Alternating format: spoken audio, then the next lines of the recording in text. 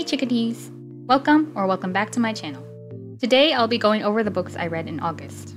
Let's get started with Tempest of Tea by Hafsa Faizal. This book is about criminal mastermind Arti, who owns a tea/vampire bloodhouse. When her business is threatened by the government, known as RAM, she needs the aid of her brother Jin, vampire Mateo, guard Laith, and rich forger Flick for a heist that may cost their lives. When I heard this book had a heist in it, my interest was piqued. Six of Crows is one of my favorite books of all time, so I knew I had to pick it up eventually.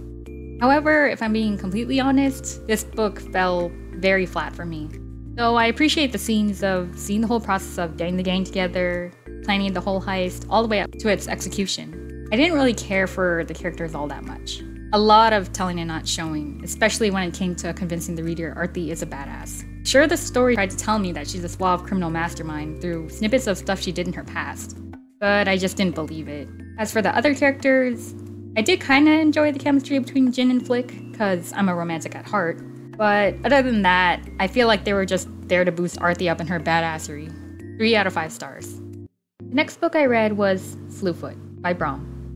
This story takes place in a Puritan village in 1666, New England, where outsider Abatha slowly succumbs to the powers of witchery through unfortunate circumstances and, frankly, annoying neighbors.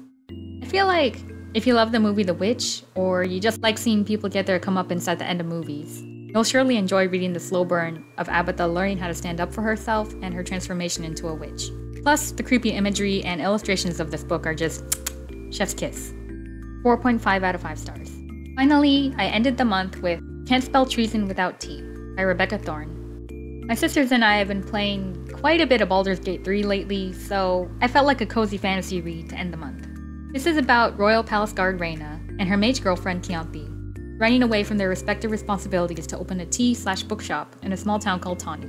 Last year, I read Legends and Lattes by Travis Baldree, and it was a bit too repetitive and low stakes for my liking. However, this book not only had the cozy bookshop vibes, but there were actual life-and-death stakes, from the ever-looming threat of the Queen's Guards finding Reyna to deal-making with dragons. This book is just everything I wanted in Legends and Lattes, and more. 4 out of 5 stars. Thank you so much for watching.